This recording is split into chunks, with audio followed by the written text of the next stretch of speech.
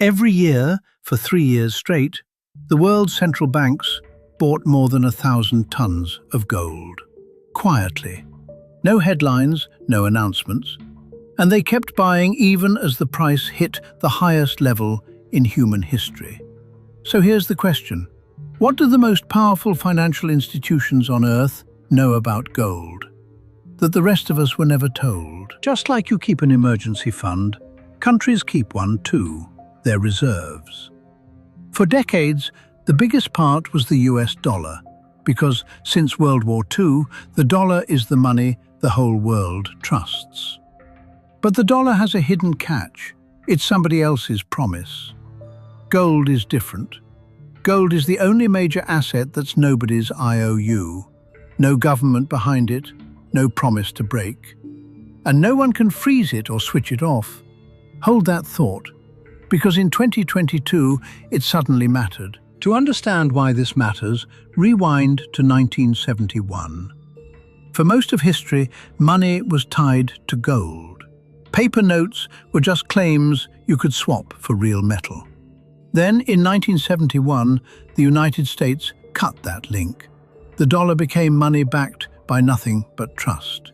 It worked brilliantly for 50 years. But it also meant every dollar, every reserve, now rests on a promise. And for the first time in decades, the world's central banks are quietly hedging that promise, with the one money that existed long before governments and may outlast them. When the war in Ukraine began, Western governments froze Russia's reserves, around $300 billion, almost overnight. Forget the politics, and think what every other government saw that day. The dollars in their own vaults came with an invisible string attached. Fall out of favor, and your money gets switched off. So they turn to the one asset that can't be frozen, because it's not a promise, it's a thing sitting in their own vault. Gold. For most of the 2010s, central banks bought about 470 tons a year. Then, in 2022, 2023 and 2024, over 1,000 tons every single year. The biggest buying in modern history. Poland, China, India, Turkey and more, a global shift. And gold has now overtaken the euro to become the second most important reserve asset on Earth, behind only the dollar. All that buying sent the price to levels never seen before. Past $5,000 an ounce, peaking at $5,589 in January 2026. But here's the honest twist. Since then, it's fallen, back to around 4,000 today. Which teaches the most important lesson here. Gold is not a magic line that only goes up. It can drop. Hard. So, what does this mean for you? 3 things. 1. This is the world spreading its risk, not predicting the dollar's collapse tomorrow.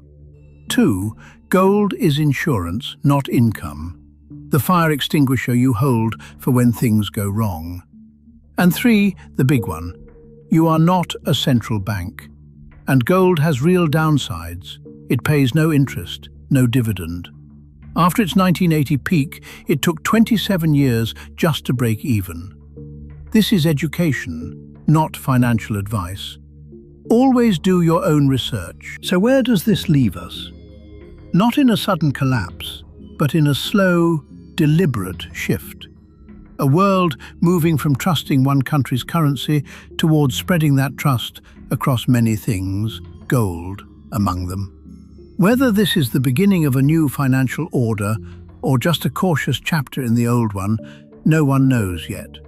But the clues are there, stacked quietly in vaults around the world. The smart money isn't shouting about it, it's just buying. 3 takeaways. Gold is the only money nobody can freeze.